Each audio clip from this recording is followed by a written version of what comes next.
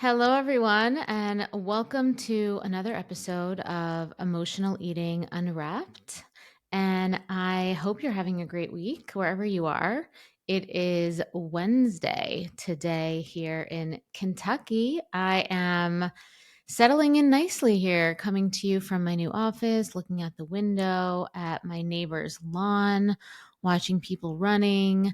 Very different change of pace from the Manhattan skyline, but I really like it. So here's to change, and here is to just opening yourself up to new experiences. But today we're going to talk about something that I think often gets overlooked in the weight loss journey. We talk so much about weight and weight loss, and a lot of times that conversation is around food and it's around body composition. But I want to talk today about weight loss in the context of what losing weight actually means from an emotional perspective. What is the emotional ramifications of weight loss? What is the emotional benefits of weight loss? And today's episode is going to be a little bit of a raw one. So I just want you to just be prepared. It's not going to be like crazy, but I just want you to know that it's going to be a little raw. I'm going to be sharing my own story of breaking free from a years long struggle with emotional eating and share how losing weight for me changed my life in a way that was so much more than the numbers on the scale. I know I've talked a bunch, especially in this format, about my personal story, and it means so much to me to share this, and it really allows me to heal on another level. So it's really nice to be able to share this story, and I really hope that it really helps you see a way forward for yourself. And I want you to imagine. I want you to think about it in this way, right? So I want you to imagine, what if what if losing physical pounds weren't the only result you got from losing weight? And what if it wasn't just a vanity goal? What if on the other side of weight loss was something so much deeper? And these are the questions that I want you to ask yourself. Do you even believe that that's a possibility? Do you even believe that that's something true that can happen with weight loss, that it is actually more than just fitting into that aspirational dress or walking around in a bathing suit without fear or without self-consciousness? Do you actually feel like there's more to it? Because in my opinion, there's really nothing wrong with wanting to lose weight. And I say this so often to clients. I've said it a lot on social media. I've said it a lot here, that I actually believe that admitting to yourself that you do want to lose weight, actually being that radically honest with yourself, is an essential step that you need to do to actually achieve weight loss. If you don't admit to yourself that you want to lose weight, if there's some sort of voice inside of you that is still shaming yourself for wanting to lose weight, I can guarantee you won't lose weight. So you are the only one that knows what you really want. Okay? But as I've talked about before, weight loss is the surface level result. But the emotional architecture that lies beneath is the real key to feeling excited, right? It's the real key to actually getting that feeling that you're looking for when you're walking around in a bathing suit or your birthday suit with abandon, or you're walking into your favorite department store, right? Bloomingdale's, Nordstrom's, Macy's, Bergdorf's, right? Something, I'm buying that dress off the rack that makes you feel like a total superstar. And most importantly, you feel like a mental weight has lifted because you no longer have to feel self conscious and make yourself small in your life and relationships. And that's why if you're resonating with this, as I did, you know that weight loss isn't just vanity. It's really the cleansing of everything that's standing in the way of you embodying your highest self. The extra pounds is really just a representation of the mental and emotional kind of gunk that's blocking you from your highest value self. And not because, and here's the thing, you already are high value. You already are worthy. You already are all of the things. But if you want to be really honest, and I get really honest around here, anyone who works with me in any capacity knows that radical honesty and like getting to the root of things and no sugarcoating is my MO. If you're being really honest with yourself, you don't feel like your best self with the weight. And you don't. And how you feel matters the most. We don't lose weight so society could tell us we're pretty. We don't lose weight so that we can feel approval from other people. I didn't, right? I lost weight because the weight was blocking me from me. The weight made me feel small. I was told I was attractive and great and talented and all these things from people outside of myself all the time, even when I was 40 pounds heavier. And those things were all true, but I couldn't receive that because I was so preoccupied by my own limitations about myself that the weight was representative of. Okay, so let's get into this. Let's talk about this for real.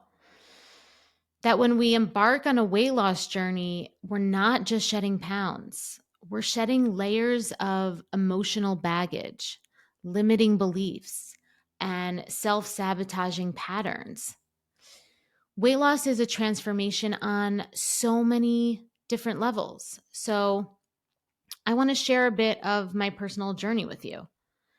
And maybe you've heard some of this before. I don't know, maybe you haven't, but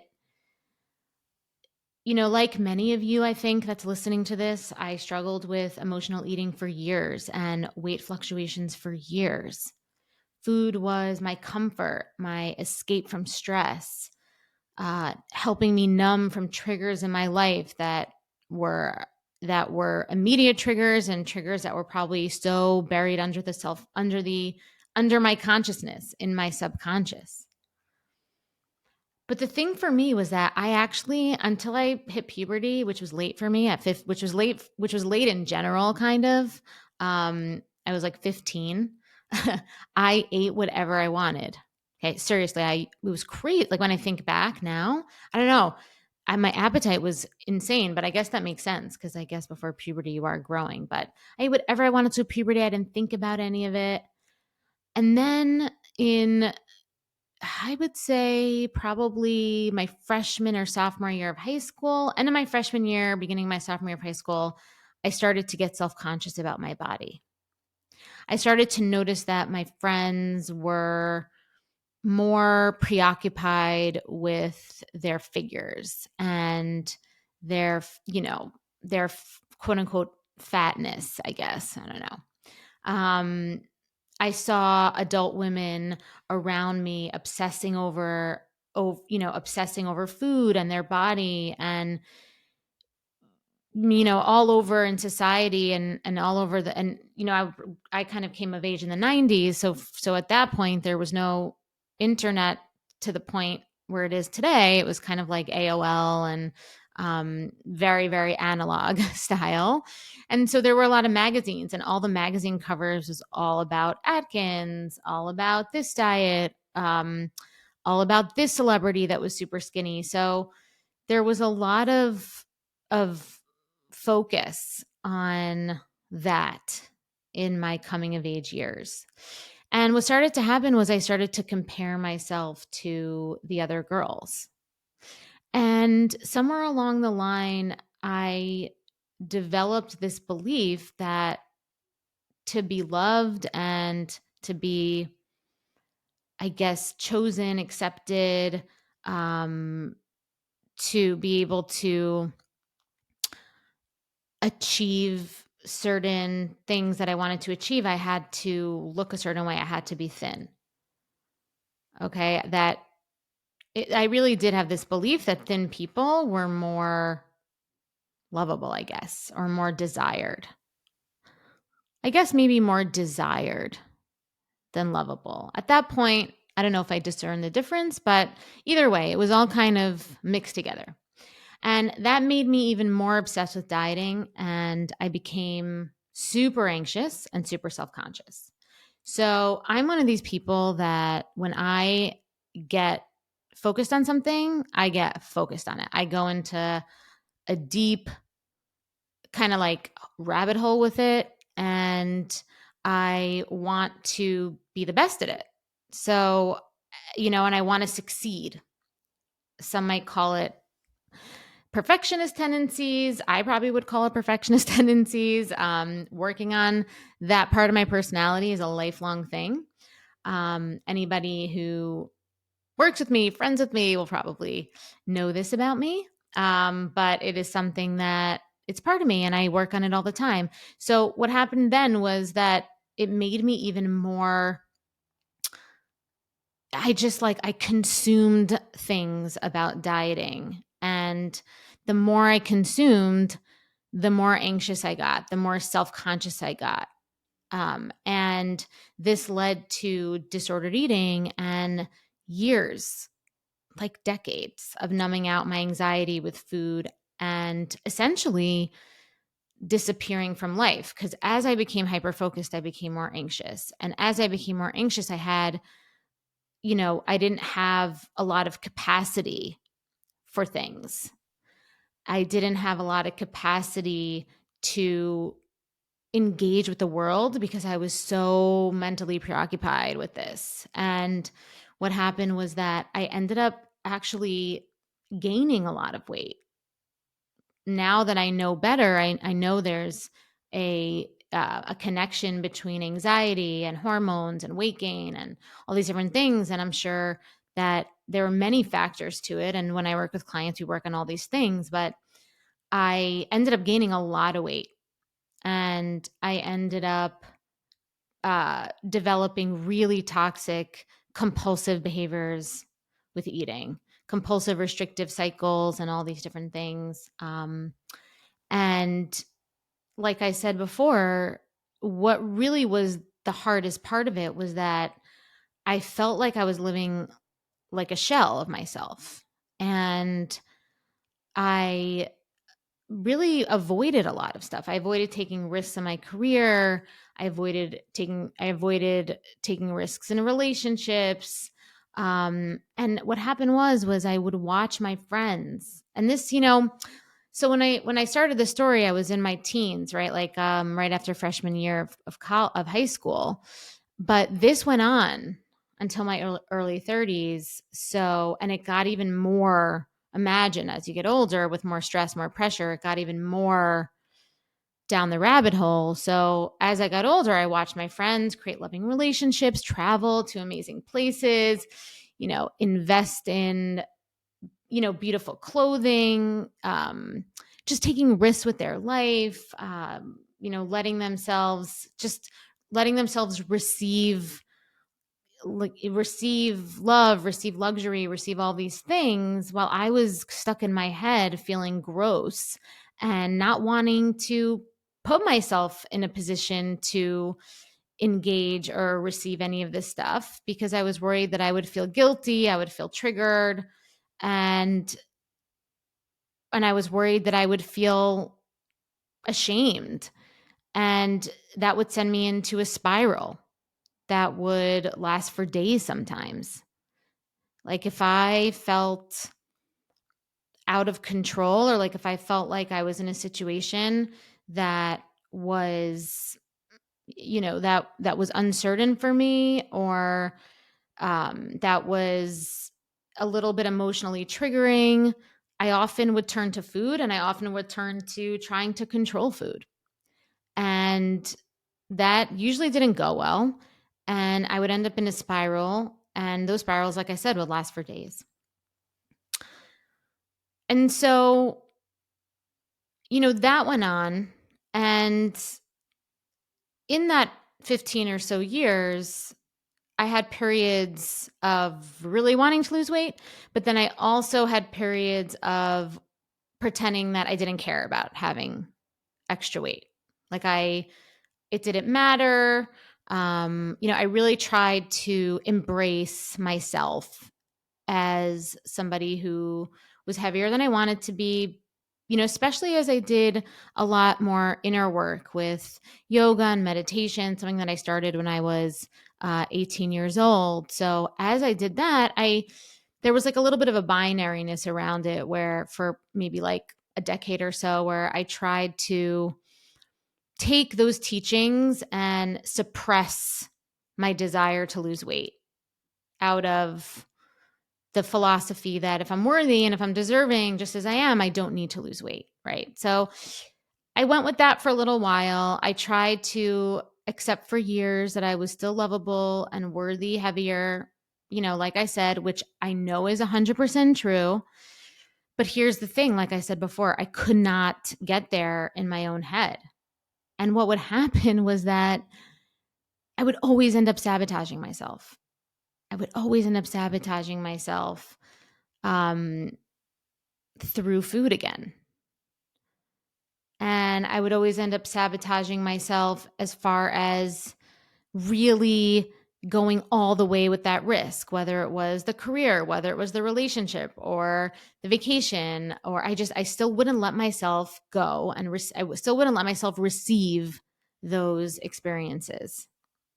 So ultimately, even though I kind of like told myself that I didn't need it to lose the weight to feel fully expressed and to get to a place within myself to fully receive the life that I really wanted. Ultimately, I did. And that was a huge pill to swallow. That was massive, especially in today's society where everyone will tell you that admitting to wanting to lose weight means that you've been brainwashed by diet culture. And it's one of the reasons why I didn't talk about weight loss for so many years on my platform, in my outward facing social media presence, because that's true, right? You talk about weight loss, people are like, oh, diet culture. But I disagree. And if you're listening to this, I really want you to be empowered around this. And because what happened to me was recognizing that for me to live as my highest value self, I had to admit that weight loss would need to be a foundational piece. And I had to admit, even more so, that continuing to deny that truth would actually be an even bigger abandonment and an even bigger rejection of my inherent self-worthiness. So that was the irony of the whole thing, was that actually admitting that I wanted to lose weight was a stamp of approval that, to myself, that I am worthy, right? That I needed. Of course, we're all worthy, but actually admitting it was the true authenticity. And in order to live a life of worthiness, we have to be authentic. And so as I went through my own process of weight loss, it was a truly holistic transformation that went so far beyond the physical. Because when the weight was gone, so were the shackles that I was binding myself with. So was the stealthy self-sabotage. So was the walls that would come up when I desperately wanted to engage in a new experience, a new relationship. I wanted to receive, I wanted to feel pleasure, right? I wanted to feel good, but then a wall would come up, right? Gone was that. The walls weren't there. The shackles weren't there. The binds weren't there. And so I want you to reflect on your own journey. I want you to take a second and really reflect and ask yourself, what will weight loss unlock for you? So for me, like I said, it really unlocked for me this freedom to be myself, to receive love, to take risks, to like enjoy fashion, from a real place, where I felt it really unlocked this freedom for me, this expression for me. So what will weight loss unlock for you? How will turning off the constant chatter in your mind about food or your inner critic about how you look impact not just your body, but your mind, your spirit, and your well-being? Like what will it really do from an emotional perspective?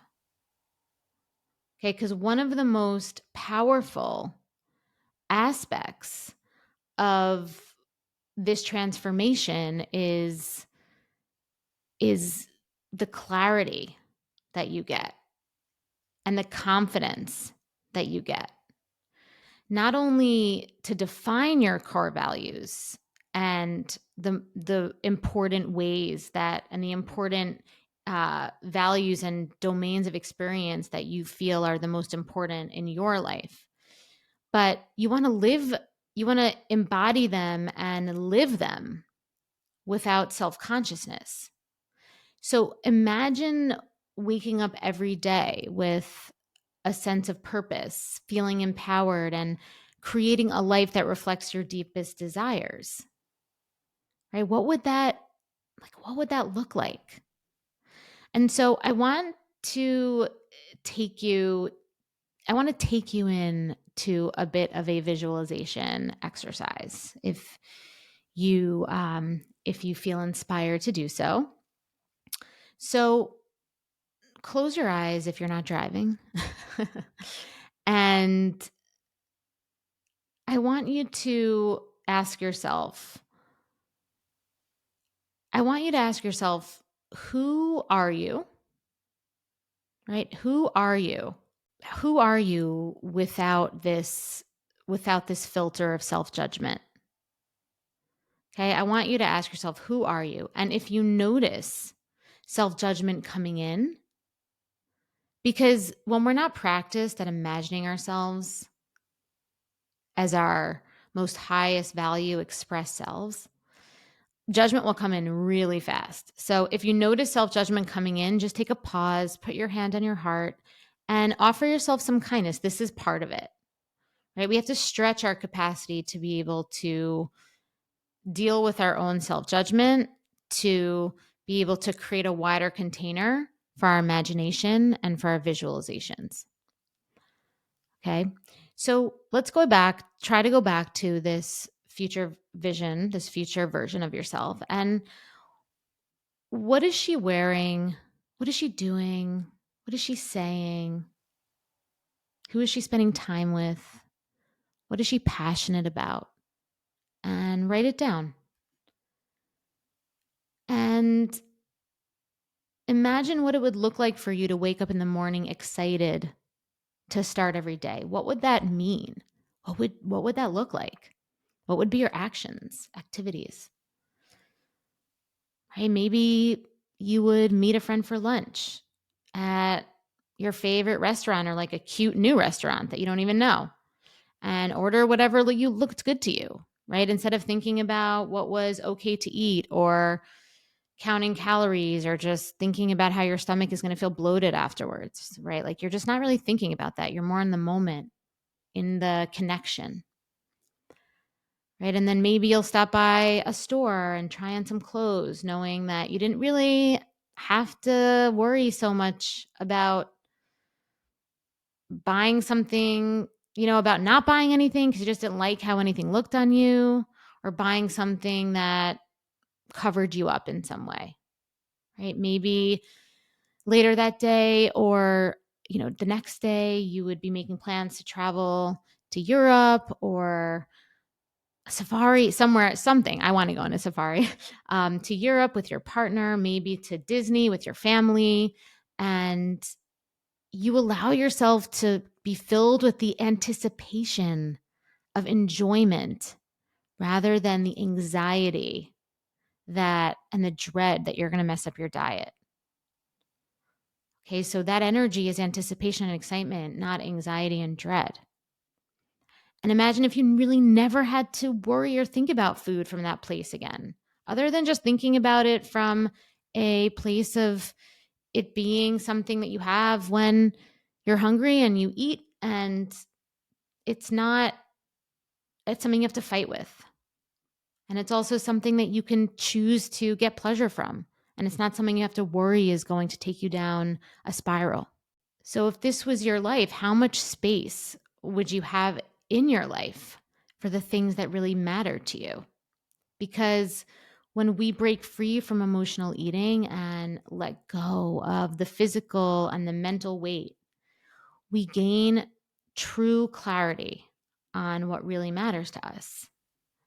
And it's so much more than just fitting into a smaller dress size. It's about cultivating a lifestyle that truly nourishes your soul, fosters meaningful connections, and propels you towards the highest, most fully expressed, trusting version of yourself. So I really encourage you to look beyond the numbers, beyond the scale, beyond the vanity of weight loss, beyond the messaging of weight loss, you know, and embrace the transformative journey that losing weight provides, because it's such a catalyst for change.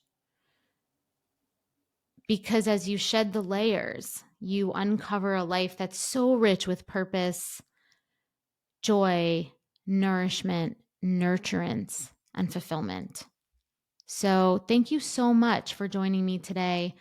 And don't forget to join me again next week with another new episode about emotional eating, so you can fall in love with eating and start losing weight and keep it off with sustainable strategies and lasting change. And if you found this episode insightful, please subscribe, leave a review on Apple, and share it with those who may benefit from this empowering knowledge. And one last thing, if you are looking to take the next step in your journey and say goodbye to emotional eating, obsessions over food, and just all of the all of the mental gymnastics that come with losing weight from a place of rules, it's time to invest in my new course called Decoding Permanent Weight Loss. And in this course that I created, I take the exact strategies that I use with my one-to-one clients, and I distilled it into this self-guided course that you can apply in your own life. And I have helped hundreds of women with this strategy and with this method, and they have completely transformed their lives so they can lose weight and they keep it off for good, and they don't count calories, they don't count macros, and there's no food logging involved. So if you're interested in decoding permanent weight loss, you can join me now for this exclusive early price of $47. All you have to do is go to www.bewellbyak.com/decoding permanent weight loss, or you can go to my Instagram and you can find it there. So thank you. And until next time, I'm Alana, and thank you for listening to Emotional Eating Unwrapped.